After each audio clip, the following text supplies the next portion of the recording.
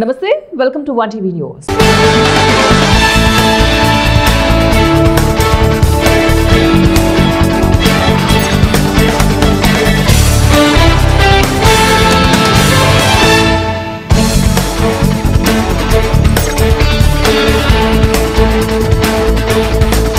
అనకాపల్లి జిల్లా చోడవరంలో గంజాయి కారు వేగంగా దూసుకొచ్చిన సంఘటన చోటు చేసుకుంది.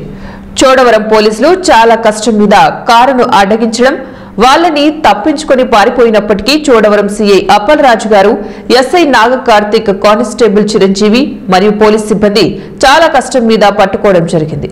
అయితే గంజాయి కారు వల్ల దుడ్డుపాలెం గ్రామానికి చెందిన కురుందాస్ గోవిందరావు, ఆయన భార్య చిన్నమ్మల్లును గంజాయి కార్ ఢీకొనడం వల్ల గోవింద్కి చేతులకి కాళ్ళకి తీవ్ర గాయాలు కాగా, చిన్నమ్మలకి తలపై చేతులపై గాయాలు కావడంతో సీఐ అప్పలరాజు స్పందించి వెంటనే హుటాహుటిన చోడవరం ప్రభుత్వ హాస్పిటల్కి తరలించారు. అక్కడి నుంచి వారిని అనకాపల్లి ఎన్టీఆర్ హాస్పిటల్కి తరలించడం జరిగింది. ఈ కారులో ఇద్దరు వ్యక్తులు గంజాయి తరలిస్తూ ఉండగా పోలీసులకు ముందైన సమాచారంతో పట్టుకున్నారు. మిగిలిన వివరాలు అప్పలరాజు ప్రెస్ మీట్ పెట్టి తెలియజేస్తామని తెలిపారు. ప్రజల సమస్యలపై మాట్లాడితే తమపై దాడులు చేసి అరెస్టులు చేస్తున్నారని పలువురు జీహెచ్ఎంసీ బీజేపీ కార్పొరేటర్లు ఆరోపించారు. జీహెచ్ఎంసీ స్టాండింగ్ కౌన్సిల్ సమావేశంలో తమను అక్రమంగా అరెస్టులు చేశారని బీజేపీ కార్పొరేటర్లు ఆకుల శ్రావణి, మహేందర్, శ్రవణ్లు తెలిపారు. హైదరాబాద్ కాచిగూడలోని బీజేపీ హైదరాబాద్ సిటీ కార్యాలయంలో ఏర్పాటు చేసిన సమావేశంలో వారు మాట్లాడారు. కేంద్ర ప్రభుత్వం నుంచి నిధులు వస్తూ ఉన్నప్పటికీ ఆ నిధులను అభివృద్ధికి ఉపయోగించడం లేదన్నారు. బీజేపీ కార్పొరేటర్ల డివిజన్లలో అభివృద్ధి పనుల కోసం నిధులు అడిగితే ఇవ్వకుండా నిర్లక్ష్యం వహిస్తున్నారన్నారు. మేయర్ బీజేపీ కార్పొరేటర్ల పట్ల వివక్ష చూపిస్తున్నారని అన్నారు. ప్రజల సమస్యల పరిష్కారం కోసం తాము కొట్లాడుతున్నామని వారు స్పష్టం చేశారు. పరిష్కారం చేయండి, సమాధానం చెప్పండి అంటే మమ్మల్ని దౌర్జన్యంగా అరెస్ట్ చేసి మమ్మల్ని కొట్టి ఈడ్చుకోపోయి స్టేషన్లలో వేస్తున్నారు. కాబట్టి మేము దీన్ని తీవ్రంగా ఖండిస్తున్నాము. మేయర్ గారు అనుకుంటున్నారేమో ఈయన ప్రశ్నిస్తున్నారు కాబట్టి ఈయన నోర్లు మూయడానికి ఈయన అరెస్ట్ చేపిస్తామని చెప్పి మా నోర్లు ఎవరు మూయలేరు. రేపు కౌన్సిల్ మీటింగ్ దగ్గర కూడా మేము మాట్లాడతాము, ఇట్లనే అడ్డుకుంటాము. మాకు సమాధానాలు వచ్చేంత వరకు, ప్రజలకు మంచి జరిగేంత వరకు కూడా మా పోరాటం జరుగుతూనే ఉంటది. ముఖ్యమంత్రి గారు, మున్సిపల్ అడ్మినిస్ట్రేషన్ శాఖ మంత్రి నువ్వే ఈ రోజు అడుగుతున్నాము. సరే మమ్మల్ని కొట్టే చంపినా సాగడానికి కూడా సిద్ధంగానే ఉన్నాము, పోరాటానికి మేము సిద్ధంగానే ఉన్నాము. ఈ రోజు మీరు అడుగుతున్నాం, కేంద్ర ప్రభుత్వం ఇచ్చినటువంటి డబ్బులను మీరు ఖర్చు చేయండి, చెరువులను బాగు చేయండి. చెరువులను బాగు చేయకపోతే మరి గుర్రం లెక్క పెరుగుతా ఉంది, దోమలు వస్తా ఉంది, అనేక సమస్యలు తలెత్తుతున్నటువంటి పరిస్థితి మనం చూస్తున్నాం కదా. ఇప్పటికైనా ఈ మేయర్ మరి కమిషనర్ గారు అర్థమవుతుంది. కాబట్టి మేము తప్పకుండా రాబోయే రోజుల్లో దీని మీద కఠినంగా వ్యవహరిస్తాం.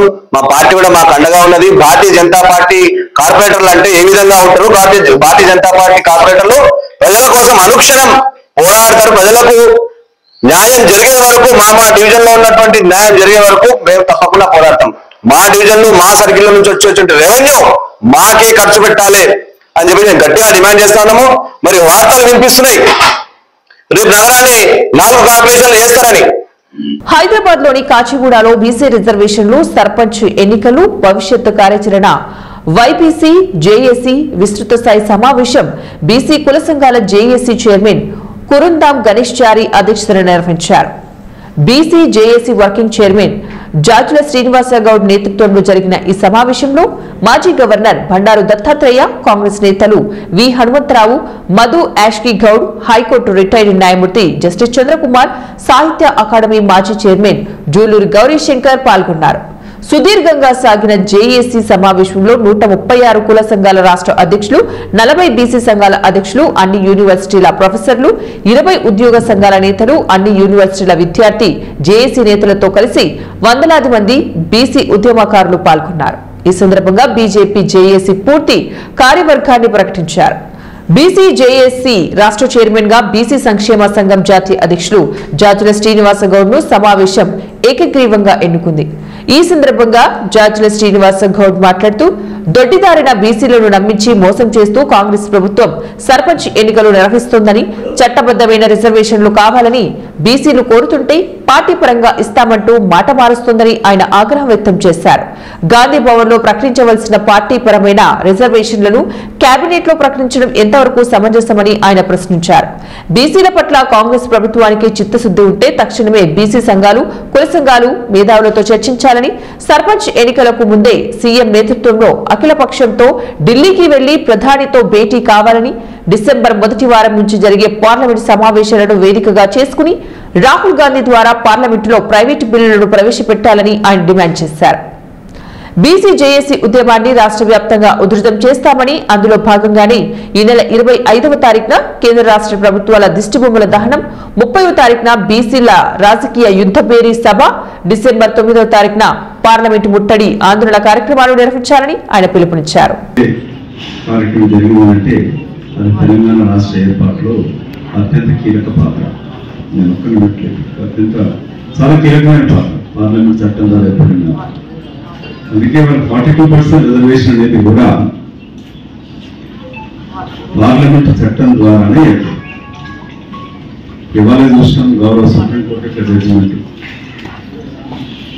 ఒక ఆశ ఉండే న్యాయవాది ఉన్నా కూడా సుప్రీంకోర్టు గవర్నర్లకి, రాష్ట్రపతికి కూడా నిర్దాక్షిణ్యంగా ఆలస్యం చేస్తే దాన్ని కోర్టును రివ్యూ చేసే పవర్ ఉంటుందని అనుకున్నాము. ఇవాళ గౌరవ సుప్రీంకోర్టు జడ్జిమెంట్ కూడా అంత సంతృప్తి ఇచ్చినట్టుగా లేదు. కొంచెం వెసులుబాటు కల్పించినా కూడా గవర్నర్ల యొక్క, రాష్ట్రపతి యొక్క అధికారాన్ని ఆర్టికల్ 200 కింద వారు నిర్ణయం తీసుకున్నప్పుడు మేము సమీక్షించలేమని చెప్పండి. పార్లమెంట్ బీసీ జాతి ముఖ్యమని నన్ను అడుగుతున్నారు. నేను ఫస్ట్ ఏమంటా, నా దేశమే ముఖ్యమంట. ఎందుకంటే దేశం ఉంటేనే మనం ఉంటాం. ఆ తర్వాత నీకు బీసీ జాతి ముఖ్యమా, నీ ఊరు ముఖ్యమంటే బీసీ జాతి ముఖ్యమంట. ఆ తర్వాత నీ కులం ముఖ్యమంటే జాతి తర్వాతనే కులం అంట. కాబట్టి నీకు బీసీ జాతితోటే ఉమ్మడి రిజర్వేషన్లు వస్తున్నాయి, విద్యారంగంలో అడ్మిషన్లు వస్తున్నాయి, ఉద్యోగ రంగంలో అడ్మిషన్లు వస్తున్నాయి, ఉమ్మడి దాంతోనే బడ్జెట్ వస్తుంది. కులాల వారిగా బడ్జెట్ లేదు, కులాల వారిగా రిజర్వేషన్ లేదు, కులాల వారిగా ఏది లేదు. కాబట్టి ఇప్పుడు ఇచ్చేటువంటి కార్యాచరణ ఏదైతే అష్టాంగ ఆందోళన కార్యక్రమాలు 5 కార్యక్రమాలు అయిపోయినాయి. ఇంకా 3 కార్యక్రమాలు ఉన్నాయి, 3 ఆందోళన కార్యక్రమాలు ఉన్నాయి. ఒకటి 25వ తారీఖు నాడు కేంద్ర రాష్ట్ర ప్రభుత్వాల దిష్టిబొమ్మలు నడి రోడ్డు మీద కాలబెట్టాలి. అందుకేం డౌట్ లేదుగా. కేంద్ర రాష్ట్ర ప్రభుత్వాల దిష్టిబొమ్మలు నడి చౌరస్తాలలో ఆ దిష్టిబొమ్మలని కాలబెడతారా? మన బీసీ వ్యతిరేకులను, బీసీ ద్రోహులను ఏం చేస్తారో చేయండి. అది చట్టబద్ధంగా చేయాలి, ప్రజాస్వామ్యంగా శాంతియుతంగా చేయాలి. మనం దిష్టిబొమ్మలనే కాలబెట్టేది, భయపడకండి. చెప్పండి, దాన్ని అమలు చేయాలన్నా లేదా చెప్పేసేది అది కూడా చెప్పరు. గవర్నర్ దగ్గర, ప్రెసిడెంట్ దగ్గర పోదామని రేవంత్ రెడ్డి ఢిల్లీ తీసుకెళ్లాడు జార్జిల శ్రీనివాస్ నాయకత్వంలో. అక్కడ అందరం రైళ్లలో పోయినాం, కూర్చున్నాం. ముఖ్యమంత్రి ధర్నాలో కూర్చున్నాడు, కానీ ప్రతిఫలం లేదు, ప్రెసిడెంట్ కలవదు. అదేవిధంగా మా ముఖ్యమంత్రి ఒక ఆఫర్ ఇచ్చిండు. ఏమన్నాడు? కిషన్ రెడ్డి, నువ్వు కేంద్ర మంత్రిని ఢిల్లీకి తీసుకురా, మేమందరం వస్తామన్నాం. వాళ్ళలో ఏం మార్పు వచ్చిందో నాకు తెలియదు. వాళ్ళు ఏం మాట్లాడారు ఎంతసేపటికి? ఇప్పుడు మేమందరికంటే మేమే దొంగలమైనాం, కాంగ్రెస్ వాళ్ళం, ఇది పని చేయాలి అంటారు. ఏం చేస్తారో చేయండి. నేనేమంటున్నా అంటే, ఎవరైతే ఈ 42% సాల్వ్ కావాలంటే దత్తాత్రేయ గారు ఏదైతే చెప్పిండ్రో, రాజ్యాంగ సవరణ చేసి 9th షెడ్యూల్లో పెట్టినదే అవుతుంది. నువ్వు ఎన్ని మీటింగ్లు పెట్టుకో, ఒక్కొక్క బయట నాకు తెలుసు, ఒక్కొక్కరు మాట్లాడితే అర్ధగంట మాట్లాడేటోళ్ళు మాటలతో ఏమవుతుంది బాబు? నడువులు ఢిల్లీ. రేపు పార్లమెంట్ 1st నుంచి 19th వరకు జరుగుతుంది. నా రిక్వెస్ట్, ఒక్కొక్క నాయకుడి అలా మాట్లాడేటట్టు కాదు. ఇప్పుడు మా మిత్రుడు మాట్లాడేడు కాదు, నువ్వు వచ్చేటప్పుడు 10 మందిని తీసుకొని రా ఢిల్లీ. కడప జిల్లా ప్రొద్దుటూరు పట్టణంలో శుక్రవారం రాత్రి చోటు చేసుకున్న ఒక సంచలనాత్మక కిడ్నాప్ కేసు స్థానికంగా తీవ్ర కలకలం రేపుతోంది. బంగారు ఆళ్లంగ వీధిలో ఉన్నటువంటి ఒక జ్యువెలరీ షాప్ యాజమానిని కొందరు దుండగులు పోలీసులమని చెప్పి కారులో ఎక్కించుకుని తీసుకెళ్లారు. ప్రొద్దుటూరులోని తనకంటి జ్యువెలర్స్ యాజమాని తనకంటి శ్రీనివాసులు శుక్రవారం రాత్రి 8:20 ప్రాంతంలో తన భార్య లక్ష్మితో కలిసి దుకాణం మూసి ఇంటికి బయలుదేరారు. కూరగాయల మార్కెట్ వద్ద వారిని ఆపిన ఇద్దరు వ్యక్తులు 3 టౌన్ పోలీసులమని చెప్పి పరిచయం చేసుకున్నారు. ఎస్ఐ పిలిచారని చెప్పి శ్రీనివాసులను బలవంతంగా కారులో ఎక్కించుకుని తీసుకెళ్లారు. శ్రీనివాసులు భార్య లక్ష్మి 3 టౌన్ పోలీస్ స్టేషన్ కు వెళ్లి వాకబు చేయగా తన స్టేషన్ నుంచి ఎవరూ రాలేదని అక్కడ పోలీసులు చెప్పడంతో ఈ కిడ్నాప్ వ్యవహారం బయటపడింది. వెంటనే 1 టౌన్ పోలీస్ స్టేషన్ లో ఆమె ఫిర్యాదు చేశారు. ఈ కిడ్నాప్ వెనుక ఆర్థిక లావాదేవీలు ఉన్నాయా అనే కోణంలో పోలీసులు విచారణ చేపట్టారు. శ్రీనివాసులు కొద్ది రోజుల క్రితమే తాడిపత్రికి చెందిన వారికి డబ్బులు బాకీ ఉన్నట్లు, ఈ విషయమై పంచాయతీ కూడా జరిగినట్లు సమాచారం. ఈ నేపథ్యంలో అప్పు ఇచ్చిన వారే పోలీసులమని చెప్పి కిడ్నాప్ కు పాల్పడ్డారా అన్న అనుమానాలు వ్యక్తమవుతున్నాయి. ఏది ఏమైనా ప్రొద్దుటూరు పట్టణంలో ఓ బంగారు దుకాణ యాజమానిని నడి రోడ్డుపై పోలీసులమని చెప్పి కిడ్నాప్ చేయడం స్థానికులను భయప్రాంతులకు గురి చేసింది. దీనిపై పోలీసులు కేసు నమోదు చేసుకుని దర్యాప్తు చేస్తున్నారు.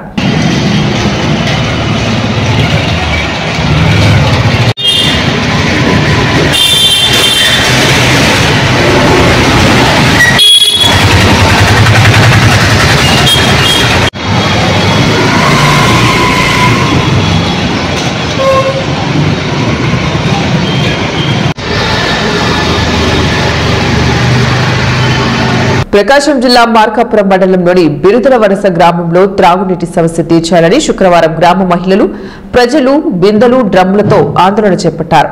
ఎస్సీ కాలనీలో వారం రోజులుగా నీటి సరఫరా లేకపోవడంతో ఇబ్బంది పడుతున్నామని అధికారుల దృష్టికి తీసుకుని వచ్చినా పట్టించుకోలేదని వారు ఆందోళన వ్యక్తం చేశారు. ఉన్న బోర్లలో సైతం నీరు రాకపోవడంతో పొలాల్లోకి వెళ్లి నీరు తెచ్చుకోవాల్సిన పరిస్థితి ఏర్పడిందని వాపోయారు.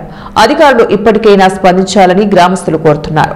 గ్రామస్తుల ధర్నాతో తాత్కాలికంగా శుక్రవారం సాయంత్రం ట్యాంకర్ ద్వారా నీటి సరఫరా చేశారు. ఈ రోజుల నుంచి వాటర్ తోలటం లేదు. తోలే వాళ్ళని అడిగితే అధికారులపై నుంచి ఆపమన్నారు, వర్షాలు పడి వాటర్ వస్తున్నాయని. కానీ ఇక్కడికి ప్రెజర్ లైన్ అయితే లేదు. అధికారులను కోరుకునేది ఏంటంటే ప్రజలు బాగా ఇబ్బంది పడుతున్నారనేది గమనించాలి. వాటర్ త్వరగా ఈ వాటర్ సమస్యను పరిష్కరించి తొందరగా నీళ్లు తోలమని చెప్పవాలని కోరుకుంటున్నాం. ఈ రకంగా ముసలాయన 70 సంవత్సరాల వయసులో కట్టివతో వచ్చింది. ఆయన ఏ రకంగా ఊరు దగ్గరికి పోయి పొలాలలో వాటర్ ఏ రకంగా తెచ్చుకోవాలని ఒకసారి ఈ అధికారులను కూడా అడుగుతున్నాము. తొందరగా ఈ ముసలి వాళ్ళని చూసి పరిష్కరించమని కోరుకుంటున్నాం. ప్రజా సమస్యల పరిష్కారానికి కృషి చేస్తానని మంత్రాలయం టీడీపీ ఇన్ఛార్జ్ రాఘవేంద్రారెడ్డి పేర్కొన్నారు. మాధవరంలోని ఆయన నివాసంలో టీడీపీ కార్యాలయంలో శుక్రవారం ప్రజా సమస్యల పరిష్కార వేదిక నిర్వహించారు. 4 మండలాల ప్రజల నుంచి ఆయన వినతులను స్వీకరించారు. వెంటనే సంబంధిత అధికారులతో మాట్లాడారు. వారు పరిష్కరిస్తామని చెప్పడంతో సంతోషం వ్యక్తం చేశారు. ఇళ్లు నిర్మాణాలు, రోడ్డు, మురుగు కాలువ నిర్మాణాలు, రెవెన్యూ సమస్యలు, పెన్షన్, రేషన్ కార్డులు తదితర అర్జీలను ప్రజల నుంచి స్వీకరించారు. ఈ సందర్భంగా ఈయన మాట్లాడుతూ ప్రజల కోసం ఎల్లప్పుడూ అందుబాటులో ఉంటున్నానన్నారు. సమస్యలను నిరభ్యంతరంగా తనకు తెలియజేసి పరిష్కరించుకోవాలన్నారు.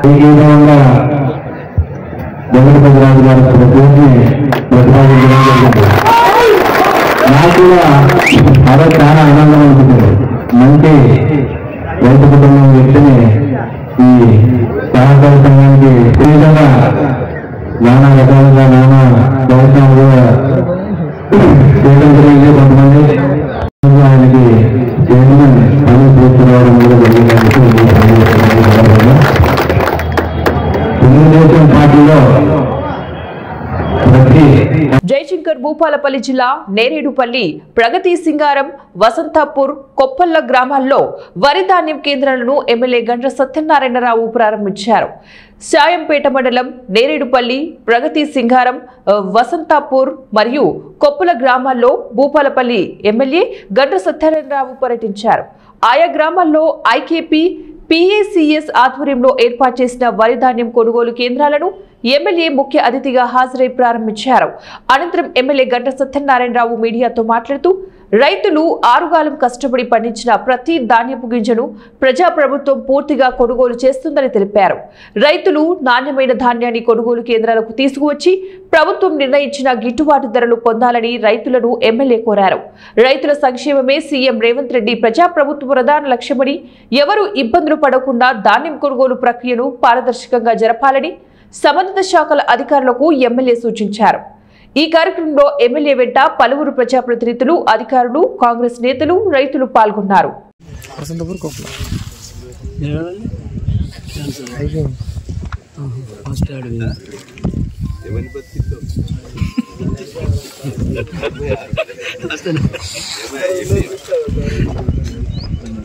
కడప జిల్లా బద్వేలు మున్సిపాలిటీలోని 16వ వార్డులో మేదరి వీధిలో గత 10 సంవత్సరాల నుంచి ఎన్నోసార్లు అధికారులకు వినతి పత్రాలు ఇచ్చినా కానీ ఎటువంటి స్పందన లేదు.